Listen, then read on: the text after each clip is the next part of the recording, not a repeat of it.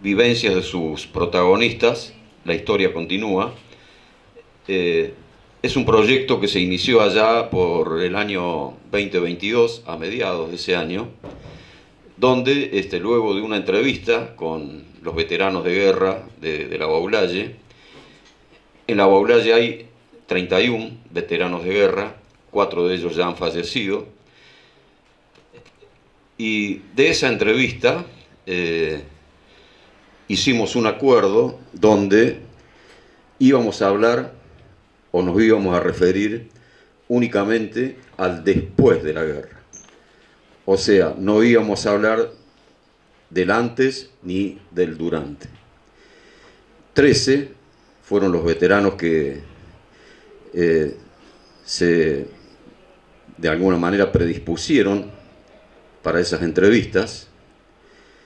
Pero bueno, ¿qué fue lo que ocurrió? Fueron todas entrevistas individuales.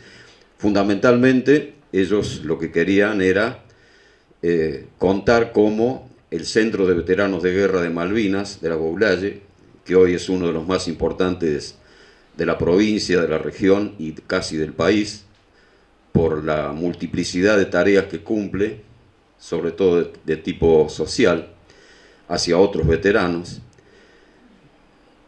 Pero claro, cuando empezamos a hacer la entrevista, todos ellos no cumplieron con lo que habíamos pactado. Y yo tampoco. Entonces, en esas entrevistas, que resultaron realmente apasionantes, y yo viví momentos realmente pero muy trascendentes, ellos contaron cosas del antes, del durante y del después de la guerra, que me decían, esto ni siquiera lo saben nuestros familiares. Entonces, a lo largo de esas 3 entrevistas, que muchas veces hubo que interrumpirlas porque los recuerdos eran muy fuertes, las emociones realmente eran muy impresionantes, y a través de esas entrevistas, que para mí como historiador fueron realmente pero muy importantes, conocí cosas que durante la guerra les ocurrieron a ellos y que han quedado grabadas, han quedado documentadas, están sus voces, están, por supuesto, transcriptas de esas entrevistas. Yo en este trabajo que envié, ¿no es cierto?, para este encuentro, incluí solamente 4, y en esas 4 entrevistas, bueno, traté de que aquellos que más o menos cumplieron con lo pactado, reflejaran lo que fue la historia del Centro de Veteranos de Guerra Islas Malvinas, la Baulaye. ¿Cómo comenzaron ellos a reunirse? Bueno, una vez que recibieron la baja de sus respectivos regimientos, la mayoría de los veteranos de la Baulaye estuvieron en Chubut, en Sarmiento, y desde allí, en distintas unidades de batalla, fueron trasladados a Malvinas. Una vez, entonces, con la baja, en el año 1984, comenzaron a, decían ellos, tener la necesidad de reunirse, de hablar entre ellos, de buscar la manera de canalizar las distintas emociones que a lo largo de la guerra habían sucedido, y también la necesidad de homenajear a quienes habían caído en combate y todavía aún hoy permanecen en Malvinas. Entonces, esas primeras reuniones, primero fueron 3, después fueron 4, de a poco fueron incrementando el número. Los primeros homenajes a los caídos de Malvinas consistieron en ofrendas florales en la Cruz Mayor del cementerio de la Baulaye. Ya en ese mismo año, 1984, constituyeron la primer comisión para ya trabajar de algún modo más organizadamente, aunque sin los requisitos legales, por ejemplo la personería jurídica. pero comenzaron a trabajar y el primer proyecto fue la construcción de un monumento de homenaje a los caídos en Plaza General Paz, que está en la Plaza General Paz de la Baulalle, que es esa imagen que vemos. Ese monumento se terminó de construir en el año 1985 y es el lugar donde previa al 2 de abril se hace la vigilia. Allí se concentran los veteranos, las autoridades y la población y esperan, ¿no es cierto?, con un acto, la llegada del 2 de abril. Cada año allí es la concentración. Ese primer monumento que, bueno, tuvo por supuesto el apoyo del municipio de la Baulalle, aunque con ciertas restricciones, porque me decían ellos, bueno, nosotros en ese momento teníamos 19 años, el intendente no nos llevaba demasiado el apunte, pero bueno, nos dio el espacio. Colaboraron después un arquitecto también, y colaboró también un diseñador, que fue el que diseñó ese monumento.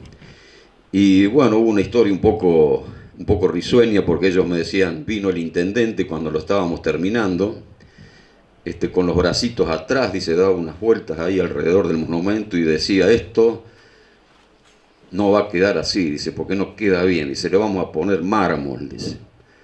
Por supuesto que nunca le puso mármol, pero bueno, el monumento quedó concluido y, como digo, allí es donde cada 2 de abril se hace la vigilia previa.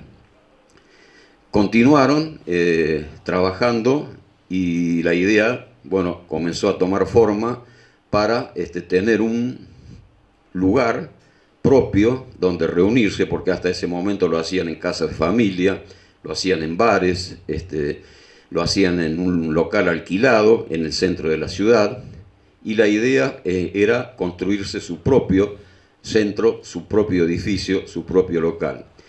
Esto comenzó a tomar forma en el año 1991, cuando llega a la Intendencia Municipal el intendente, el doctor Néstor Garimano, un intendente radical que tuvo 3 periodos como intendente, y bueno, fue quien los convocó y fue quien les otorgó los terrenos, los espacios donde actualmente, ¿no es cierto?, está el Centro de Veteranos de Guerra.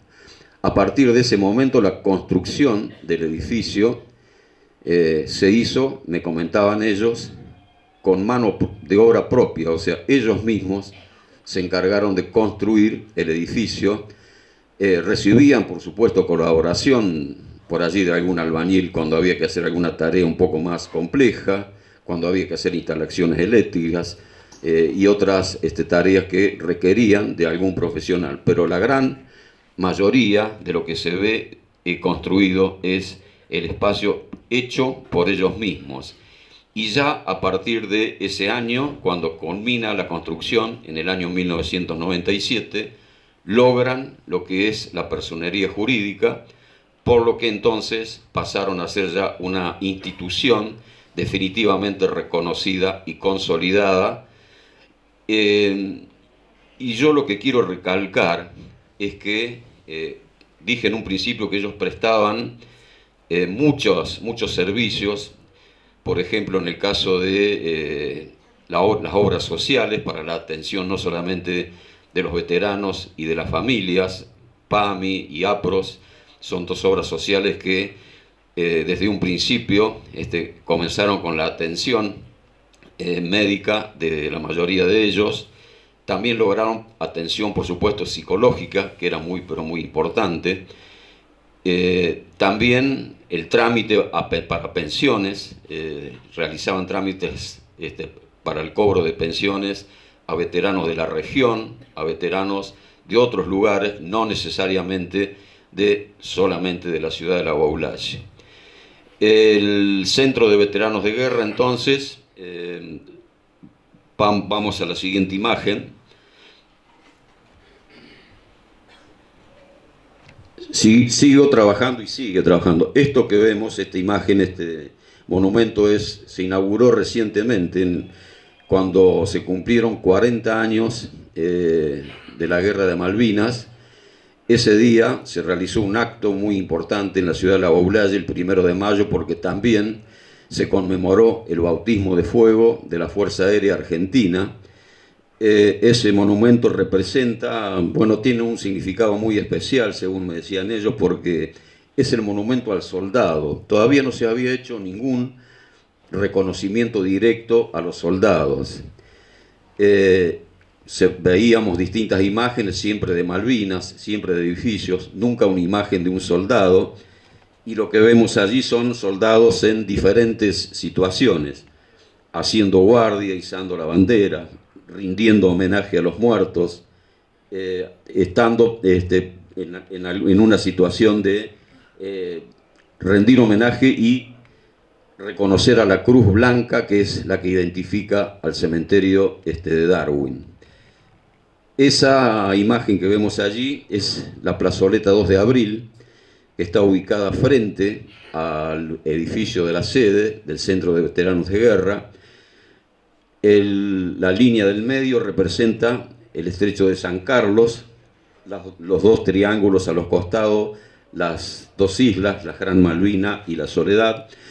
Vemos atrás una serie de durmientes, porque esto está hecho en el terreno del ferrocarril, fue como una integración entre los veteranos y el ferrocarril.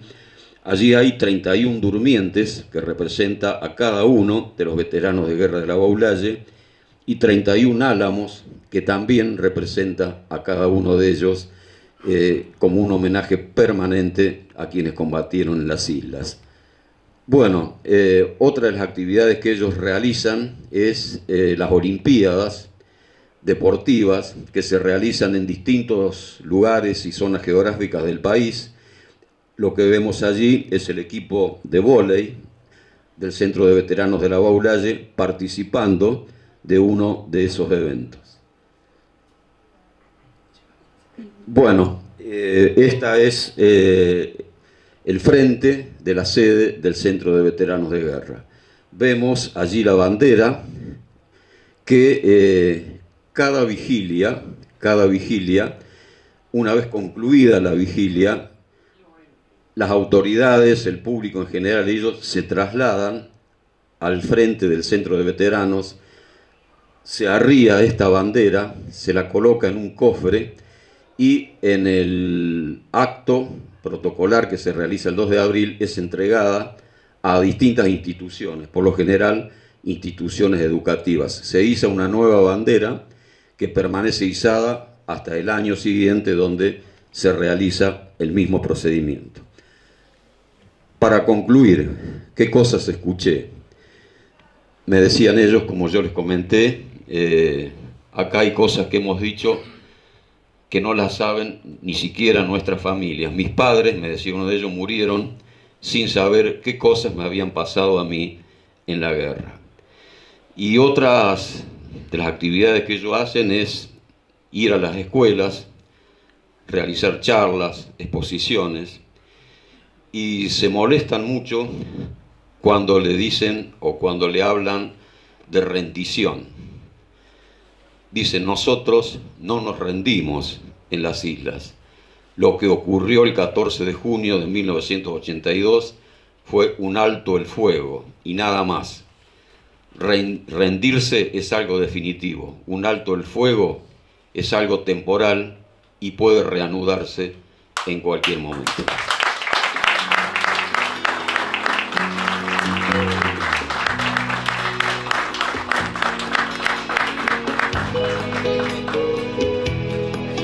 Bueno, queda un pequeño espacio si alguien quiere consultar, hacer alguna pregunta.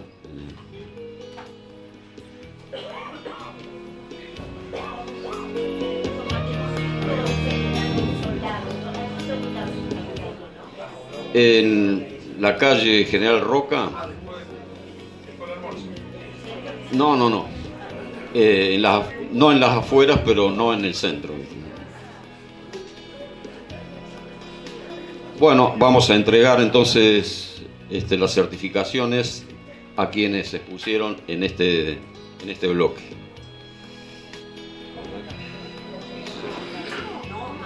no sé el nombre, Andrea Roberto.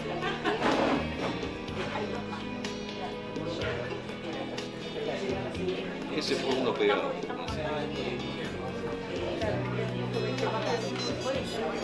Bueno.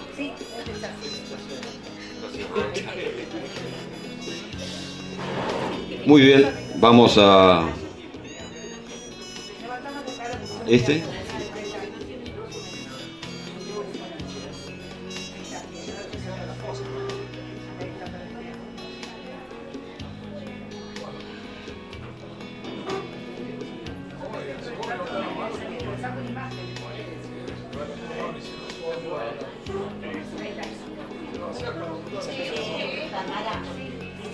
Bueno, convocamos a continuación